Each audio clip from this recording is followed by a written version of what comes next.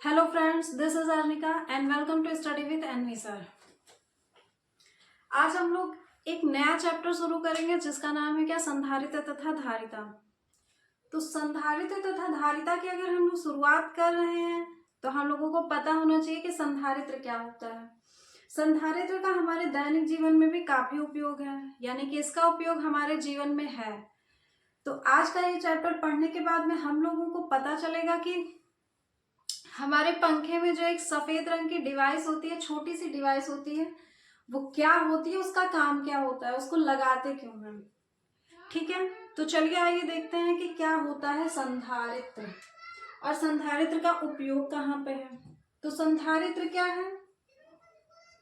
संधारित्र को हम लोग कह लेते हैं कि ये एक तरीके से क्या करता है, ऊर्जा को, आवेश को स्टोर करके रखता है अपने अंदर। यानी कि संधारित्र, जिसको हम कैपेसिटर कहते हैं, ये अपने अंदर आवेश को संचित करके रखता है।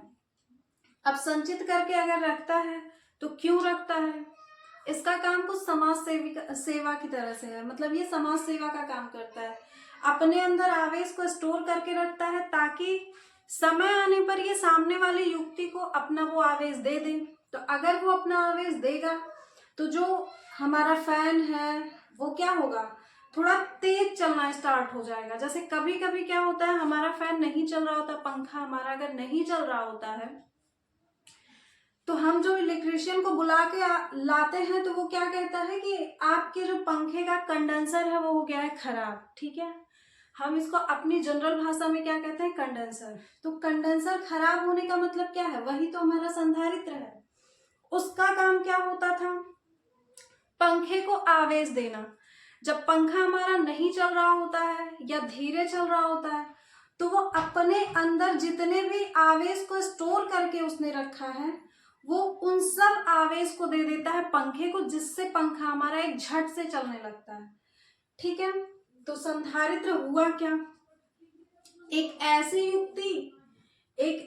युक्ति या एक ऐसा सिस्टम जो क्या करे, आवेश को संग्रहित करके रखे ताकि समय आने पर सामने वाली युक्ति को वो संपूर्ण आवेश दे सके, यानी कि जितने की उसको जरूरत हो।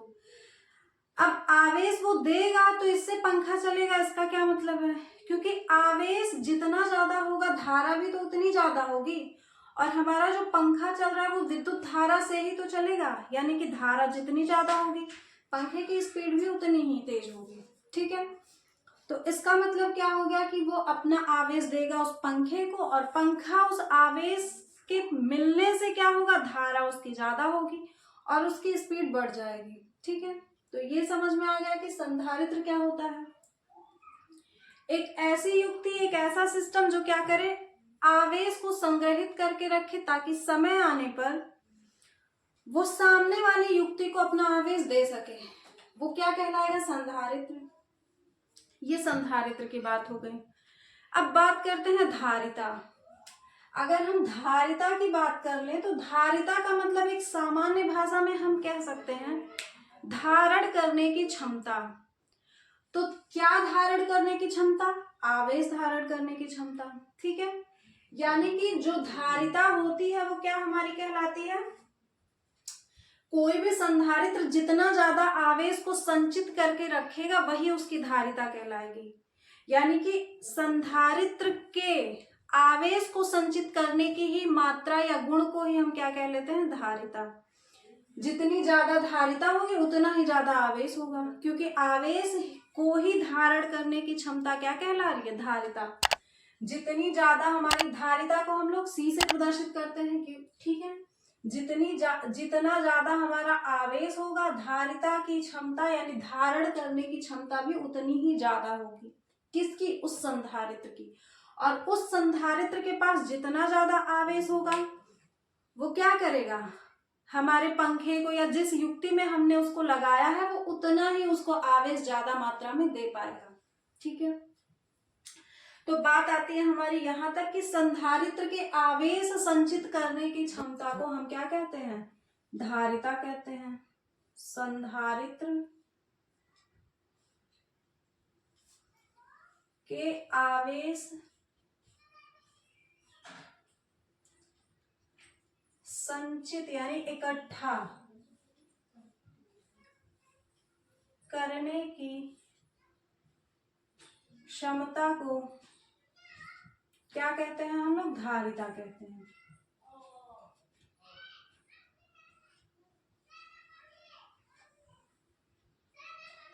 तो यहाँ पे बात आती है संधारित्र और धारिता क्या होता है। संधारित्र एक युक्ति है जो क्या कर रहा है, किसी दूसरे सिस्टम को चलाने का काम कर रहा है, और किसके बेस पे कर रहा है? धारिता, यानी उसकी जितनी धारण करने की क्षमता ज्यादा होगी वो एक उतना ही अच्छा आवेश दे पाएगा। ठीक है, अब यहाँ पे हम बात करते हैं कि अगर मान लेते हैं कोई हमारा गोलीय चालक है, ठीक है, जिसकी त्रिज्या हमने कितना ले लिया? कैपिटल आर ले लिया। यदि कोई गोलीय चालक है जिसकी हमने त्रिज्या ले लिया कैपिटल आर और इसको हमने कर दिया आवेशित, अगर इस गोले को हमने कर दिया आवेशित तो इस गोले के सतह पे एक विभव कार्य करेगा, और विभव का मान हम पहले भी बता चुके हैं कितना होता है? के क्यू अपॉन आर होता है। के मतलब 1/4 पाई एप्सिलॉन नॉट, के क्यू अपॉन आर मतलब इस गोले की त्रिज्या। अगर कोई गोला हमने गोलीय चालक लिया है, उसको हमने आवेशित किया है, तो उस आवेश के कारण उसके पृष्ठ पे एक विभव उत्पन्न हो जाएगा जिसका मान कितना होगा? के क्यू अपॉन आर होगा। अब मान लेते हैं अनंत पे यहाँ कोई हमने छोटा सा या आवेश रखा हुआ है डी क्यू। अब इस डी क्यू को हम लेके आना चाह रहे हैं यहाँ पे इस गोले के पास, तो इस डी क्यू को इस गोले के पास लेके आने में हमको कार्य करना पड़ेगा, और कार्य भी हमको ज्यादा करना पड़ेगा क्योंकि पहले से यहाँ पे ढेर सारे आवेश क्या है? उपस्थित हैं। तो डी क्यू को यहाँ पे लाने में ये विभव जो होगा वो क्या करेगा? उसका विरोध करेगा। तो यानी कि आवेश का विरोध कौन कर रहा है? विभव। तो जाहिर सी बात है इसका मतलब आवेश और विभव दोनों एक दूसरे के क्या हो गए? अपोजिट हो गए। और यहाँ पे हमने क्या कहा? आवेश संचित करने की क्षमता को धारिता कहते हैं, यानी कि धारिता हमारी जितनी ज्यादा आवेश होगा धारिता हमारी उतनी ज्यादा होगी। और यहां से हमने देख लिया कि जब हम किसी आवेश को अनंत से लेके आ रहे हैं इस गोले के पास, तो पहले से उपस्थित आवेश क्या कर रहा है? विभव क्या कर रहा है? इसका विरोध कर रहा है। किसका विरोध? आवेश का विरोध कर रहा है। तो इसका मतलब जो विभव हुआ वो आवेश का अपोजिट हुआ यानी विरोधी हुआ, और विरोधी को ऐसे ऊपर नीचे ही लिखा जाता है। तो जब विभव आवेश का विरोधी हुआ तो धारिता का भी तो विरोधी होगा, क्योंकि धारिता और आवेश दोनों क्या है? एक दूसरे के मित्र हैं। तो कैसे कहा जाता है? शत्रु का शत्रु आपस में क्या होता है? मित्र होते हैं। तो ये हमारा जो निकल के आया वो क्या आ गया? C = Q अपॉन V, धारिता का फॉर्मूला। अब इस हिसाब से तो हमको दिख रहा है कि धारिता हमारी आवेश और विभव पे निर्भर करती है। भाई फॉर्मूला तो यही बता रहा है, लेकिन ऐसा बिल्कुल नहीं है। अब ऐसा बिल्कुल नहीं है का मतलब क्या है? तो कैसा है? जो हमारी धारिता होती है वो आवेश तथा विभव पर निर्भर नहीं करती है।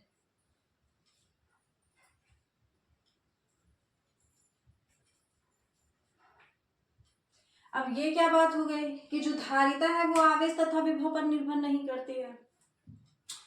तो इसके निर्भर ना करने का एक मतलब ये होता है कि हमको पता है कि Q जो होता है वो समानुपाती होता है किसके? V के। अभी हमने बताया कि Q जो होता है समानुपाती होता है V के। यहां से जब जाएगा तो ये स्थिरांक हटेगा तो यहाँ पे आ जाएगा क्या कहते हैं? समानुपाती का चिन्ह हटेगा तो एक स्थिरांक आ जाएगा C। Q बराबर जो होता है वो CV होता है। ठीक है, यहां से अगर हम C बराबर निकालें तो भी हमारा आएगा Q अपॉन V। ठीक, यहां से हमको पता चल रहा है कि अगर हम लोग आवेश को बढ़ा रहे हैं तो उसका विभव भी क्या होगा? बढ़ेगा। जितना ज्यादा हम आवेश लाएंगे उतना ही ज्यादा हमको विरोध करना पड़ेगा। तो यानी कि जितना ज्यादा आवेश होगा उतना ही विभव बढ़ेगा। अब मान लेते हैं हमने आवेश को ले लिया 2 कूलम, तो हमारा विभव भी तो बढ़ के 2 वोल्ट हो जाएगा।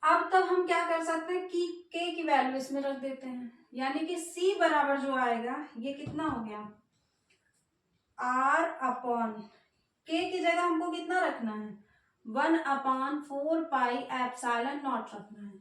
ठीक है, अब ये चला जाएगा ऊपर, यानी कि c बराबर हो गया 4πε0 इंटू r। ठीक है, ये हमारा निकल के आ गया क्या, गोलीय चालक की धारिता। अभी हमने बताया वो चालक की बीमाओं पर निर्भर करेगा, माध्यम की प्रकृति, ε0 हमारा है क्या, निर्वात की विद्युतशीलता है, जो क्या बताता है, माध्यम बताता है, माध्यम की प्रकृति पर निर्भर करता है।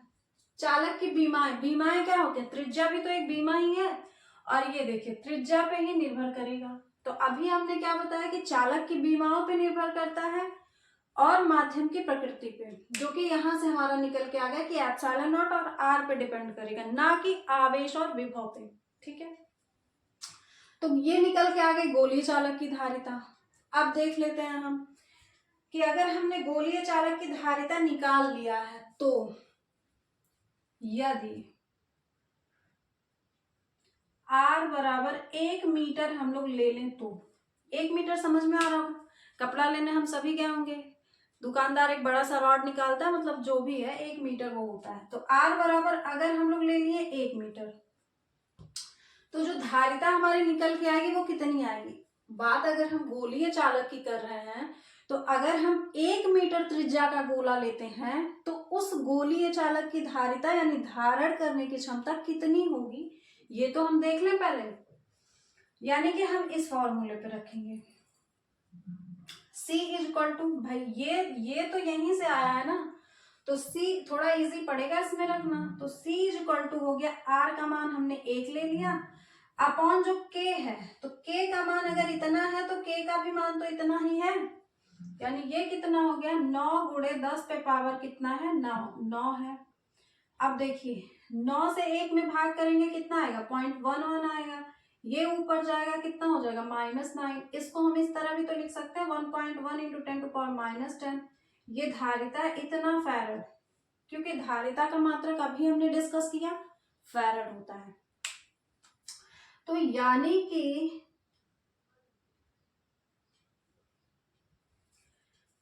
अगर हम 1 मीटर का गोला लेते हैं, भाई 1 मीटर त्रिज्या मान के हम पूरा एक गोला बनाते हैं, तो उस गोले को हमने बनाया संधारित्र, तो जो उसकी धारिता होगी वो भी कितनी आ रही है, 1.1 इंटू 10⁻10। देखिए निगेटिव में जा रहा है, यानी कि बहुत ही कम है। अब बहुत ही कम है तो ये तो चलिए छोड़िए, मान लीजिए हमको 1 फैरड धारिता चाहिए।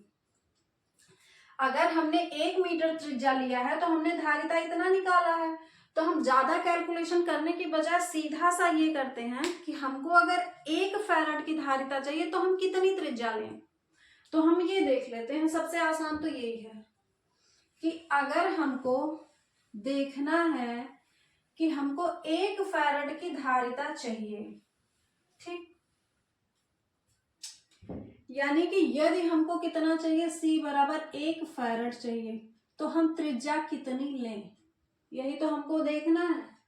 तो फिर से इसमें रखेंगे, कहाँ गया ये, इधर C बराबर कितना होता है, अभी हमने बताया R अपॉन कितना K। C बराबर हमको 1 चाहिए और त्रिज्या का ही तो मान निकालना है, K का मान हमको पता है कि 9 इंटू 10 टू पावर कितना है, 9 है। ये इधर जाएगा, 1 में गुणा होगा, यानी कि 9 इंटू 10 टू पावर 9 मीटर आ जाएगी इसकी त्रिज्या। अब देखिए ये क्या बात हो गई, भाई अगर हमको सिर्फ 1 फैरड धारिता चाहिए तो उसके लिए हमको उस गोले की त्रिज्या कितनी रखनी होगी, 9 गुणा 10 पे पावर 9 मीटर, यानी कि कितना बड़ा है ये दूरी कितनी है, मीटर, यानी कि त्रिज्या इसकी कितनी ज्यादा हो जा रही है। आपको पता है कि पृथ्वी की त्रिज्या कितनी होती है,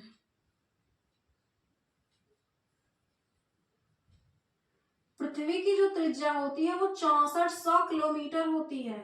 अगर इसको हम घात के फॉर्म में लिखें तो 6400 किलोमीटर को मीटर में बदलते हैं और इसको हम लोग लिख सकते हैं 64 गुणा 3 2 5 हो गया। अगर हम यहाँ पे पॉइंट लेके आएंगे तो 6.5 इंटू 10⁻6 मीटर।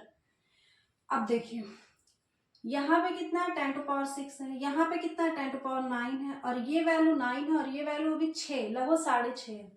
अब सोचिए, इसका मतलब हमारी जो त्रिज्या है वो पृथ्वी की त्रिज्या से भी ज्यादा है। भाई हम पृथ्वी पे रह रहे हैं तो पृथ्वी की त्रिज्या से ज्यादा त्रिज्या हम कहाँ से लेके आएंगे? और अगर हम पृथ्वी की त्रिज्या से ज्यादा त्रिज्या लेके आ रहे हैं तो हमको मिला क्या? सिर्फ 1 फैरड। 1 फैरड अगर हमको चाहिए तो उसका मतलब हमको जो अपनी त्रिज्या गोले की रखनी होगी वो एक पृथ्वी से भी ज्यादा की त्रिज्या रखनी होगी। है पॉसिबल ये? नहीं। तो अगर नहीं पॉसिबल है तो ये हमारे किसी काम का ही नहीं है। गोलीय चालक तो बेकार है ना भाई, फिर तो बेकार है। यानी कि जो हमारे काम का ही नहीं है, हमको 1 फैरड की भी धारिता नहीं दे पा रहा है, तो वो हमारे लिए तो यूजलेस ही हुआ। तो अब हम करेंगे क्या?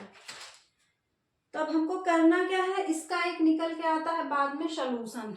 निकल के क्या आता है कि इस गोलीय चालक की जगह पे हमने किसका यूज करना स्टार्ट करा है? समांतर प्लेट संधारित्र का। ठीक है, तो समांतर प्लेट संधारित्र, तो ये तो हमने देख लिया कि गोलीय चालक की धारिता हो गई। अगर हमने, और गोलीय चालक बेकार क्यों है वो हमने बताया, क्योंकि अगर हमको सिर्फ 1 फैरड चाहिए। देखते हैं कि हमारे जो हाँ, एक चीज जो हमारे फैन में यूज होता है, जो छोटा सा जिसको हम कंडेंसर कह रहे हैं, उसमें लगभग कितना हमारा धारिता होता है? लगभग 3 माइक्रोफैरड या 4 माइक्रोफैरड। ठीक है, तो मान लेते, देखते हैं इसके लिए त्रिज्या कितनी चाहिए होगी। जो अभी हम छोटी सी डिवाइस अपने पंखे में यूज करते हैं वो हमको 3 माइक्रोफैरड से 4 माइक्रोफैरड तक का देता है क्या? धारिता। तो अभी लगे हाथ उसको भी देख लेते हैं। अगर ये गोलीय चालक होता तब हम कितना बड़ा ले रहे होते उसको? तो 3 माइक्रोफैरड। माइक्रोफैरड को फैरड में बदलने के लिए क्या करेंगे? 10⁻6 का गुणा करेंगे, ये फैरड में बदल गया। अब फिर से इसी फॉर्मूले में रखेंगे, C = R/K। C का मतलब कितना हो गया? 3 × 10⁻6, और R का मतलब R, और K मतलब हो गया 9 × 10⁻9। इसका गुणा यहाँ पे करना होगा, यानी कि 3 × 10⁻6 तो पहले से है, 9 × 10⁻9 उधर चला गया, 9 3 हो गया 27, ये -6 और ये +9 मिलके कितना बचेगा? 3 बचेगा, वो भी प्लस में क्योंकि 9 बड़ा है। इसका मतलब क्या हो गया? ये इतना मीटर में आया, ये 3 को हम हटा देते हैं तो ये आ जाएगा 27 किलोमीटर आ जाएगा, बराबर R।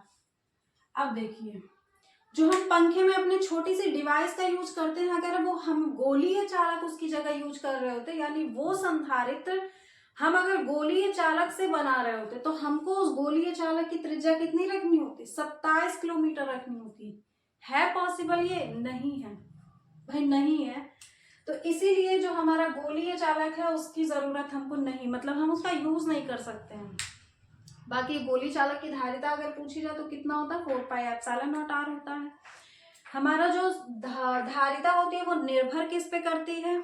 तो माध्यम की प्रकृति पर निर्भर करती है और माध्यम की बीमाओं पे निर्भर करती है, लेकिन वो आवेश और विभव पे निर्भर नहीं करते। इस बात को हम कभी नहीं भूलेंगे क्योंकि आगे उसका उपयोग आएगा भी।